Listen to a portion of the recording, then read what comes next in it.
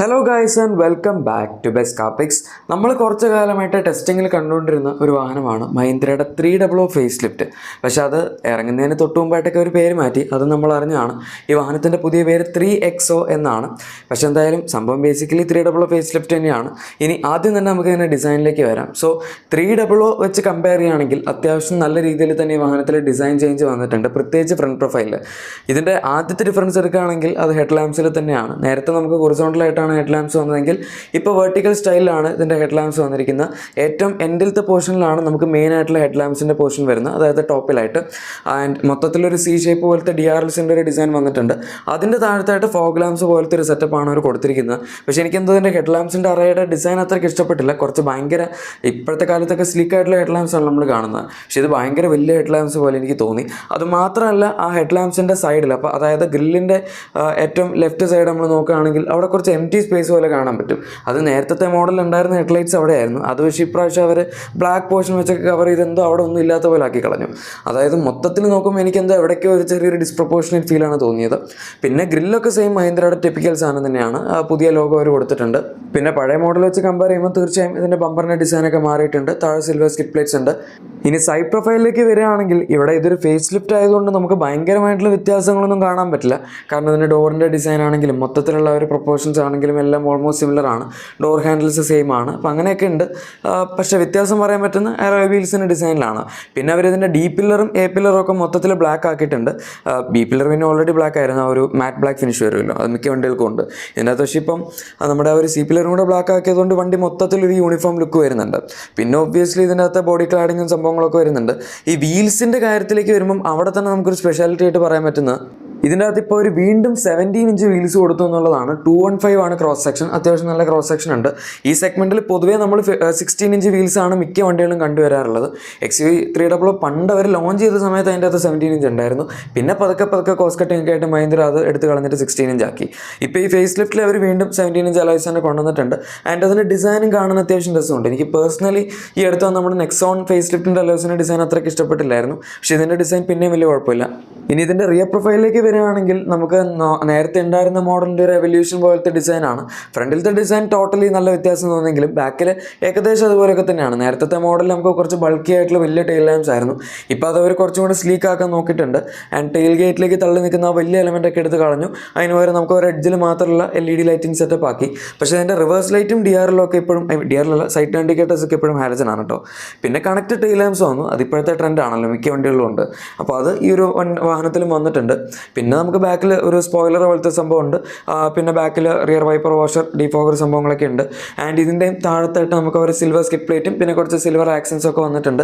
മഹീന്ദ്രയുടെ XUV 3XO എന്ന് പറയുന്നൊരു ബാഡ്ജിങ്ങും അവർ ഇതിൻ്റെ ബാക്കിൽ കൊടുത്തിട്ടുണ്ട്. പിന്നെ ഇപ്പോൾ പൊതുവെ അങ്ങനെ കമ്പനികളൊന്നും ചെയ്യാത്തതാണ് വേരിയൻസിൻ്റെ ബാഡ്ജിങ് കൊടുക്കുന്നത്. ഈ വണ്ടിയുടെ പക്ഷേ ബാക്കിൽ AX7L എന്ന് പറഞ്ഞ ബാഡ്ജിങ് ഒക്കെ ഉണ്ട്. ഇനി അടുത്തതിൻ്റെ ബൂട്ട് സ്പേസ് ആണ്. ഈ വണ്ടി ഇറങ്ങിയ സമയത്ത് തന്നെ ബൂട്ട് സ്പേസ് വളരെ കുറവാണെന്ന് പറഞ്ഞ ആൾക്കാർ കംപ്ലയിൻറ്റ് ചെയ്തിരുന്നു. അത് ശരിക്കും കുറവായിരുന്നു. 254 ലിറ്റേഴ്സിനടുത്ത് ഉണ്ടായിരുന്നുള്ളൂ. ഇപ്പോൾ പക്ഷേ ഫേസ് ലിഫ്റ്റിൽ അവർ ബൂട്ട് സ്പേസ് കുറച്ചുകൂടി ഇമ്പ്രൂവ് ചെയ്തതായിട്ട് പറയുന്നുണ്ട്. ഓൺ പേപ്പർ ഫിഗേഴ്സിൽ ഇപ്പോൾ 364 ലിറ്റേഴ്സിൻ്റെ ബൂട്ട് സ്പേസ് ഉണ്ട്. പക്ഷേ എനിക്കത് കണ്ടിട്ട് അങ്ങനെ ഭയങ്കര ഇമ്പ്രൂവ്മെൻറ്റ് വന്നൊന്നും തോന്നില്ല. എന്തായാലും ഓൺ പേപ്പറിൽ ഒരു കൂട്ടിയിട്ടുണ്ട്. ഇനി ഇതിൻ്റെ ഇൻറ്റീരിയറിലേക്ക് വരികയാണെങ്കിൽ അവിടെ നമുക്ക് ഡാഷ്ബോർഡ് ലേ ഔട്ടിലും സംഭവത്തിലൊന്നും വലിയ ഡിഫറൻസ് ഒന്നും കാണാൻ പറ്റില്ല. പക്ഷേ എന്നാൽ ഫീച്ചേഴ്സിൻ്റെ കാര്യത്തിൽ മഹീന്ദ്ര ഫുൾ അങ്ങോട്ട് ഓൺ ആയിട്ട് പോയിട്ടുണ്ട്. ഇപ്പം ഈ അടുത്ത് നമ്മുടെ നെക്സോൺ ഫേസ് ലിഫ്റ്റ് ഇറങ്ങിയപ്പോൾ അതിൻ്റെ അകത്ത് ഇഷ്ടംപോലെ ഫീച്ചേഴ്സ് വന്നല്ലോ. ഏകദേശം അതുപോലെയൊക്കെ തന്നെയാണ് ഇപ്രാവശ്യം മഹീന്ദ്രയും ചെയ്തിരിക്കുന്നത്. ഇതിനകത്ത് പുതിയ 10.25 ഇഞ്ചസിൻ്റെ ഇൻഫോർടൈൻ സിസ്റ്റമാണ് വന്നിരിക്കുന്നത്. അതുപോലെ തന്നെ XUV 700 കണ്ട ഒരു സെയിം 10.25 ഇഞ്ചസിന് തന്നെ ഡിജിറ്റൽ ഇൻസ്ട്രുമെന്റ് ക്ലസ്റ്റർ വന്നിട്ടുണ്ട്. കളർ TFT ഡിസ്പ്ലേ ആണ്. പിന്നെ ഡ്യുവൽ സോൺ ഓട്ടോമാറ്റിക് AC വരുന്നുണ്ട്. അതുപോലെ ഇലക്ട്രോണിക് പാർക്കിംഗ് ബ്രേക്ക് വിത്ത് ഓട്ടോ കോൾ ഫംഗ്ഷൻ ഇതിൻ്റെ അകത്ത് അവൈലബിൾ ആണ്. 360° പാർക്കിംഗ് ക്യാമറ ഉണ്ട്. വയർലെസ് ഫോൺ ചാർജർ ഉണ്ട്. പിന്നെ നമുക്ക് പറയാനാണെങ്കിൽ ഇതിൻ്റെ അകത്ത് ADAS സിസ്റ്റംസ് വരുന്നുണ്ട്. അത് ലെവൽ 2 ആണ്. അതായത് നമുക്ക് auto emergency braking, automatic head lamps, അതായത് മറ്റേ ഓട്ടോമാറ്റിക്കായിട്ട് ഡിം ആക്കുന്ന ഹെഡ് ലാംപ്സ്, പിന്നെ ലെയിൻ കീപ്പ് അസിസ്റ്റൻറ്റ്, അങ്ങനത്തെ സംഭവങ്ങളൊക്കെ. പിന്നെ അഡാപ്റ്റീവ് ക്രൂസ് കൺട്രോൾ, അങ്ങനെ ഇഷ്ടം പോലെ ഫീച്ചേഴ്സ് ഈ ഒരു വാഹനത്തിൽ അവൈലബിൾ ആണ്. പിന്നെ ഇതിനകത്ത് പറയുകയാണെങ്കിൽ ഡാഷ്ബോർഡ്, അത് ഡിസൈൻ വലിയ വ്യത്യാസമില്ലെങ്കിലും ഇഷ്ടം പോലെ സോഫ്റ്റ് ടച്ച് മെറ്റീരിയൽസ് അവരിപ്പോൾ ആഡ് ചെയ്തിട്ടുണ്ട്. ആ ഒരു top portion completely soft touch ഫിനിഷിലാണ് കൊടുത്തിരിക്കുന്നത്. അതുപോലെ ഡോർ പാഡ്സിൻ്റെയും ടോപ്പ് പോർഷനിൽ സോഫ്റ്റ് ടച്ച് മെറ്റീരിയൽസ് ഒക്കെ കൊടുത്തിട്ടുണ്ട്. അത് ഈ സെഗ്മെൻറ്റിൽ നമ്മൾ അങ്ങനെ കണ്ടുവരാത്ത ഒരു സംവിധാനമായിട്ട് ആയിട്ട് വേണമെങ്കിൽ പറയാം. പക്ഷെ എന്തായാലും മഹീന്ദ്ര കൊടുത്തിട്ടുണ്ട്, അത് നന്നായി. ഇതൊന്നും അല്ലാണ്ട് കുറച്ച് ചില്ലറ ഫീച്ചേഴ്സ് ഉണ്ട്. ഇപ്പോൾ ഇതിൻ്റെ അകത്ത് കൂൾഡ് ഗ്ലോ ബോക്സ് ഉണ്ട്, ഓട്ടോ ഡിമിങ് IR ഗെയിംസ് ഉണ്ട്, പിന്നെ ഫ്രണ്ടിൽ നമുക്ക് 65 വാട്ട്സിൻ്റെ ചാർജിങ് സ്പീഡൊക്കെ സപ്പോർട്ട് ചെയ്യുന്നുണ്ട്. പിന്നെ ലെതറഡ് സ്റ്റിയറിംഗ് വീൽ, അങ്ങനെ കുറേ സാധനങ്ങളൊക്കെ ഉണ്ട്. സേഫ്റ്റി ഫീച്ചേഴ്സും അവർ ഇപ്രാവശ്യം നന്നായിട്ട് ഫോക്കസ് ചെയ്തിട്ടുണ്ട്. നമുക്ക് 6 എയർ ബാഗ്സ് ഇതിൻ്റെ അകത്ത് സ്റ്റാൻഡേർഡ് ആയിട്ട് അവൈലബിൾ ആണ്, നിങ്ങൾ ഏത് വേരിയൻ്റ് എടുത്താലും. പിന്നെ കുറച്ചുകൂടെ ഉയർന്ന വേരിയൻസിലേക്ക് പോകുകയാണെങ്കിൽ vehicle stability control, electronic stability program, അതുപോലെ റോൾ ഓവർ കൺട്രോൾ, അങ്ങനെ പറയേണ്ട hill descent control, hill assist control, അങ്ങനെ ഇഷ്ടംപോലെ സേഫ്റ്റി ഫീച്ചേഴ്സ് വരുന്നുണ്ട്. ആൻഡ് പിന്നെ നമുക്ക് ഓൾറെഡി അറിയാം advance tyre resistance system level 2 ഫീച്ചേഴ്സും ഇതിൻ്റെ അകത്ത് അവൈലബിൾ ആണ്. ഇതൊക്കെ സെഗ്മെൻറ്റ് ഫസ്റ്റ് ആയിട്ടുള്ള ഫീച്ചേഴ്സ് ആണ്. ആൻഡ് ഇനി ഇതിൻ്റെ റിയർ സീറ്റിലേക്ക് വരികയാണെങ്കിൽ അതിൻ്റെ അകത്ത് അവർ ഒരു കൈൻഡ് ഓഫ് വൈറ്റ് പോലത്തെ ഫിനിഷാണ് സീറ്റിൻ്റെ മെറ്റീരിയൽസ് ആയിട്ട് ഉപയോഗിച്ചിരിക്കുന്നത്. ലെതറഡ് സീറ്റ് കവേഴ്സ് ആണ്. പിന്നെ ബാക്കിൽ AC വെൻസ് ഫൈനലി വന്നിട്ടുണ്ട്, അത് നേരത്തെ ഇല്ലായിരുന്നു. പിന്നെ നമുക്ക് ഫ്രണ്ടിലത്തെ സീറ്റ് കവേഴ്സിൻ്റെ ഒരു ഡിസൈൻ കാണാം. എല്ലാ റോയിലും നമുക്ക് അഡ്ജസ്റ്റബിൾ ഹെഡ് റെസ്റ്റുകൾ അവൈലബിൾ ആണ്, എഗെയിൻ നല്ലൊരു ഫീച്ചറാണ്. അതുപോലെ സീറ്റ് ബെൽറ്റിന് ഹൈറ്റ് അഡ്ജസ്റ്റ്മെൻറ്റ് ഫംഗ്ഷൻ കൊടുത്തിട്ടുണ്ട്. ഏറ്റവും ഇമ്പോർട്ടൻ്റ് ആയിട്ടുള്ള കാര്യം, ഈ സെഗ്മെൻറ്റിൽ ഇതുവരെ ആരും കൊടുക്കാത്ത പാനറോമിക് സൺറൂഫ്. മഹീന്ദ്രനെ സ്കൈ റൂഫ് എന്നാണ് വിളിക്കുന്നത്. XUV700 നമ്മൾ കണ്ട പോലെ ഇതിൻ്റെ സൈസ് XUV700 ഉള്ളത്ര ഒന്നുമില്ല. പക്ഷെ എന്നാൽ പോലും ഈ ഒരു സെഗ്മെൻറ്റിൽ പാനറോമിക് സൺറൂഫ് കൊടുക്കുക എന്ന് പറഞ്ഞാൽ വളരെ റെയർ ആണ്. അതിപ്പം ഈ ഒരു വാഹനത്തിലാണ് വന്നിരിക്കുന്നത്. അതായത് മൊത്തത്തിൽ റൂഫ് ഓപ്പൺ ആവും, ആ ചെറിയ സിംഗിൾ പിൻ സൺറൂഫ് പോലല്ല.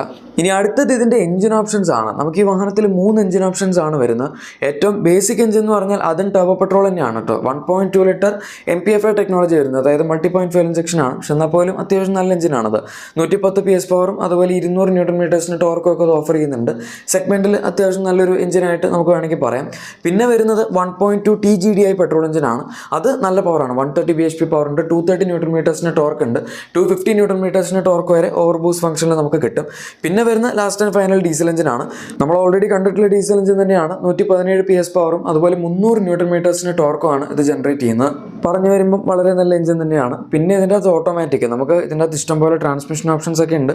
ആദ്യമായിട്ട് വരുന്ന ഏറ്റവും ബേസിക് എന്ന് പറയുന്നത് 6 സ്പീഡ് മാനുവൽ ആണ്. പിന്നെ നമുക്ക് 6 സ്പീഡ് ടോർക്ക് കൺവേർട്ടർ ഓട്ടോമാറ്റിക് ഉണ്ട്, അത് AC സോഴ്സ്ഡ് ആണ്. പിന്നെ വരുന്നത് 6 സ്പീഡ് AMT ട്രാൻസ്മിഷൻ ആണ്. അത് ഇതിൻ്റെ 1.2 നമ്മുടെ ഏറ്റവും ബേസിക് 110 bhp ഉള്ള ടർബോ പെട്രോളിൻ്റെ കൂടെയാണ് വരുന്നത്. അതായത് ഒരേ ഒരു വേരിയൻറ്റേ ഉള്ളൂ, അതുകൊണ്ട് പ്രശ്നമൊന്നുമില്ല. പിന്നെ നമുക്ക് കിട്ടുന്ന ടോർക്ക് കൺവേർട്ടർ ആണ്, അത് 1.2 TGDI എഞ്ചിൻ്റെ കൂടെയാണ് കിട്ടുന്നത്. പിന്നെ ഡീസൽ എഞ്ചിൻ, അതിൻ്റെ അകത്ത് ഇപ്രാവശ്യം ഒരു ഓട്ടോമാറ്റിക് കൊടുത്തിട്ടില്ല. നേരത്തെ ഓട്ടോമാറ്റിക് ഉണ്ടായിരുന്നു, AMT ആയിരുന്നു. പക്ഷേ എന്തായാലും ഇപ്രാവശ്യം അതൊരു ഒഴിവാക്കി മാനുവൽ മാത്രമാക്കി. ഇനി അടുത്ത ഏറ്റവും ഇൻട്രസ്റ്റിംഗ് സെഗ്മെൻ്റ് ആണ് ഈ വാഹനത്തിൻ്റെ പ്രൈസ്. കാരണം ഇതിൻ്റെ പ്രൈസ് പണ്ട് വളരെ കൂടുതലായിരുന്നു ഇറങ്ങിയ സമയത്ത്. ഇപ്പോൾ പക്ഷേ അവർ സർപ്രൈസിംഗ്ലി പ്രൈസ് കുറച്ചിരിക്കുകയാണ്.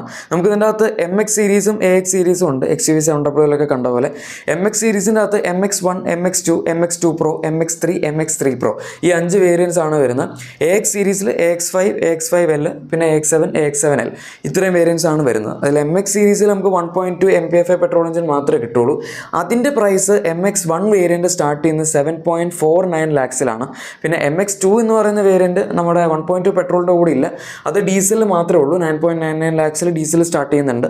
പിന്നെ നമ്മുടെ ഓട്ടോമാറ്റിക് പെട്രോൾ ഓട്ടോമാറ്റിക് വരുന്നത് MX2 Pro എന്ന് പറയുന്ന വേരിയൻറ്റിലാണ്. അതിൻ്റെ അകത്ത് 9.99 lakhs ആണ് എക്സ്ഷോറൂം പ്രൈസ് വരുന്നത്. ഈ MX സീരീസിൽ ആകെപ്പാട് ഒരൊറ്റ ഓട്ടോമാറ്റിക് വേരിയൻറ്റേ ഉള്ളൂ, അതാണ് ഇപ്പോൾ ഈ കാണുന്ന വേരിയൻറ്റ്. MX2 Proയിലാണ് അത് വരുന്നത്, വേറൊന്നും ഉണ്ടാവില്ല. അത് ഞാൻ നേരത്തെ പറഞ്ഞ AMT ട്രാൻസ്മിഷനാണ്.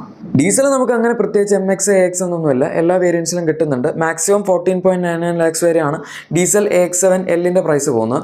പിന്നെ പെട്രോൾ 1.2 TGDI അത് സ്റ്റാർട്ട് ചെയ്യുന്നത് AX5L എന്ന് പറഞ്ഞ വേരിയൻറ്റിലാണ്. നിങ്ങൾ AX5 എടുക്കുകയാണെങ്കിൽ അതിൻ്റെ അകത്ത് നമുക്കത് കിട്ടുന്നതായിരിക്കില്ല, ഡീസൽ മാത്രമേ ഉള്ളൂ. TGDI AX5L 11.99 സ്റ്റാർട്ട് ചെയ്യും. ആൻഡ് അത് മാക്സിമം 15.49 lakhs വരെയാണ് ഓട്ടോമാറ്റിക്കിൽ പോകുന്നത്. ബൈ ഓട്ടോമാറ്റിക് AX5L തന്നെയുണ്ട്, 13.49 lakhs സ്റ്റാർട്ട് ചെയ്യും. പിന്നെ വരുന്ന AX7L അത് 15.49 lakhs ആണ് ഓട്ടോമാറ്റിക്കിൽ പോകുന്നത്. 13.99 lakhs വരെയാണ് ഇതിൻ്റെ മാനുവലിൻ്റെ 1.2 TGDI വരുന്ന മാക്സിമം പ്രൈസ് AX7Lൻ്റെ. നമ്മുടെ 1.2 MPFI പെട്രോൾ എഞ്ചിൻ അവർ അധികം പുഷ് ചെയ്യുന്നില്ല. 9.99 lakhs MX3 Proയിൽ അവരത് അങ്ങോട്ട് ഒതുക്കിയിട്ടുണ്ട്. ഒരുപാട് വേരിയൻസ് ഒന്നും ഇല്ല. ആ മോഡൽ മിക്കവാറും അത്യാവശ്യം നല്ല വാല്യൂ ഫോർ മണി ആയിരിക്കും, കാരണം അതിൻ്റെ ആവശ്യത്തിനുള്ള ഫീച്ചേഴ്സും കാണാൻ ചാൻസ് ഉണ്ട്. പിന്നെ പ്രൈസും കുറവാണ്, കാരണം മറ്റുള്ള വണ്ടികളൊക്കെ ഇപ്പോൾ സ്റ്റാർട്ട് ചെയ്യുന്നത് തന്നെ 8 ലക്ഷത്തിന് മുകളിലാണ്.